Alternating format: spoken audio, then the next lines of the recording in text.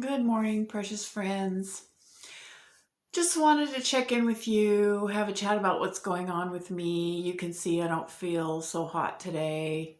Um, I suffer from a condition called cervicogenic headache, and it's not strictly um, nutritionally related like migraines might be, or tension headaches, or sinus might be, is definitely musculoskeletal in its origin.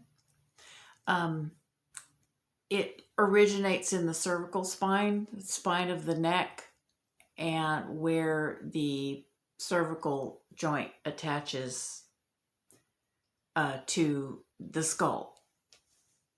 And basically, what happens is if the nerves that run through that narrow nerve pathway up through the cervical joint of the spine, um, they run up the back of the head and into the rest of the head, kind of like this, kind of like the branches of a tree.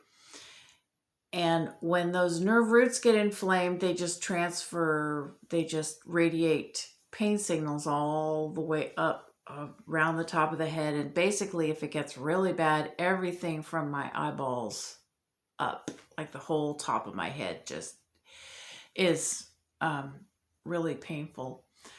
And ice on the back of my head, that's what this is. I have an ice pack tied to my back of my neck. Is about the only thing that I've really found that really reliably helps. And I do have to go to work today, so I'm hoping that I can nip this, kick it in the butt before I have to leave for work, because working with one of these is just miserable. Anyway, I just wanted to talk about it because even though it is musculoskeletal in its origin, I have, I have come to understand that when I've been off my chosen way of eating, which is largely carnivore and definitely low carb, and definitely very, very, very limited types of vegetables.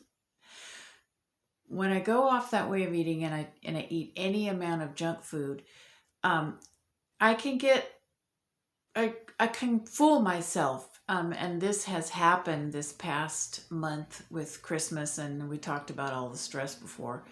I'll eat something that I know from experience is not good for me to eat, like bread, especially bread and potatoes.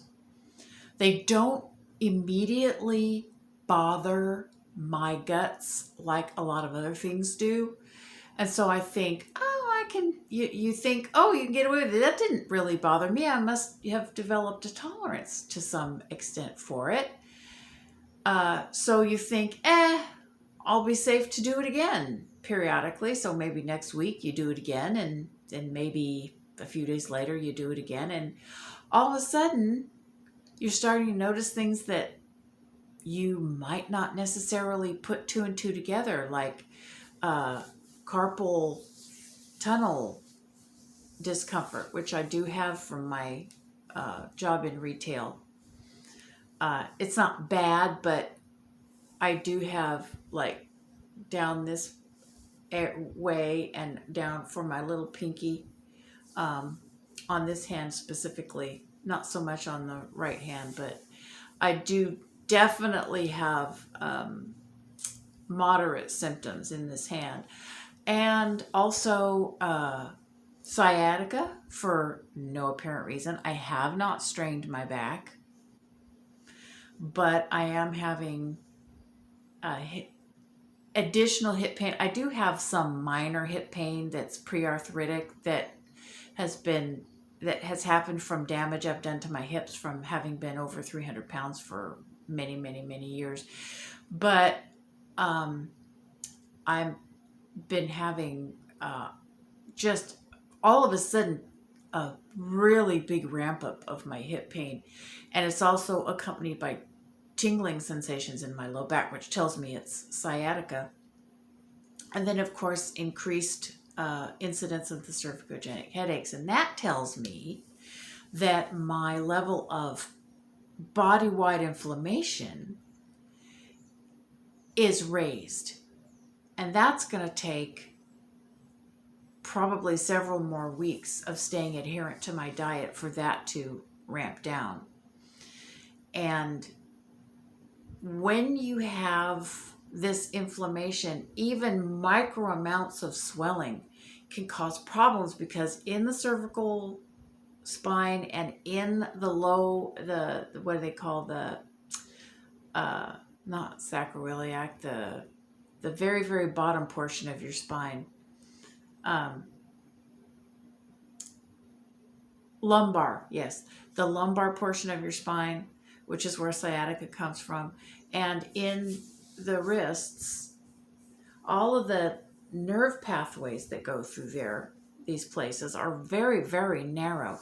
And even the most microscopic amount of swelling and inflammation in the surrounding tissues, or even in the nerve itself, can cause compression on these nerves. And of course, compression on the nerves causes all kinds of things, from numbness to tingling to pain. I also noticed a couple of my toes were numb yesterday at work after I'd been standing for several hours, which is not something I typically have.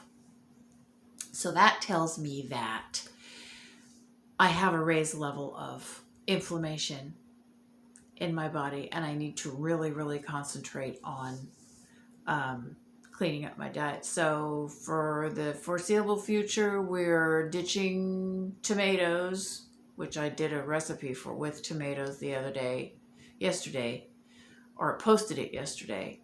And ordinarily, I don't mind eating tomatoes. I eat them seeded and peeled, which generally is not a problem if I'm already in a good shape and stable. But so we're ditching tomatoes. We're ditching most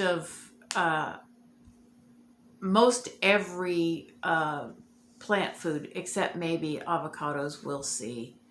Avocados are kind of a special case with plant foods, but we're going to work on being really adherent and really clean, and we're also going to work on avoiding sweeteners. I have started weaning myself off of sweeteners in my coffee. I've started weaning myself down. I have a bad habit of sweeteners in 0-calorie beverages, which I know there's a lot of people who are, never drink those. And honestly, when I'm in good shape and I've been really adherent and clean in my diet, and all of my inflammation is really down, I don't seem to have a problem with them in moderation. Usually the sweetest I drink them is I usually do half of a clear sweetened beverage without dyes, and half carbonated water. So it's not as much sweetener as like just a bottle of Diet Pop would have. But still, it does drive the taste for sweet. And I have developed a kind of a habit of sugar-free chewing gum, which I should probably not do. But I have a dry mouth issue. So sometimes that, so we'll have to figure out how to address that separately from, sugar-free chewing gum. But so that's my plan. I will keep you updated. We're going to ditch the vast, vast majority of the vegetable foods. We're going to concentrate on eggs and beef. We're going to do a little bit of pork, fish, and chicken. And we're going to wean off the sweeteners. I've already stopped drinking my coffee with sweeteners, just with a little bit of heavy whipping cream. Eventually I may decide to do a trial of no dairy, but one step at a time, and I'll let you know how that goes. And so, my plan is to, I hope I can check in with you tomorrow. My work schedule changes on Sundays, so I might not have the time between the time I have to get all my work done, all my household chores done, and the time I have to go to work to check in with you. But I'll do my best to give it a shot anyway. And my plan is to daily or almost daily check in with you and let you know how it's going.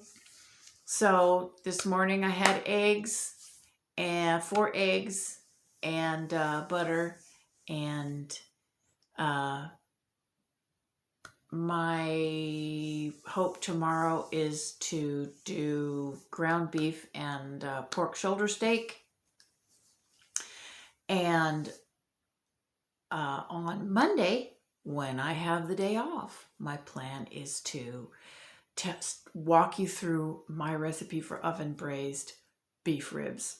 Like I said, this is just, you'll love this. You really will. Anybody who likes ribs, anybody who likes beef is gonna like this recipe. It's just delicious, and I could eat it almost every day.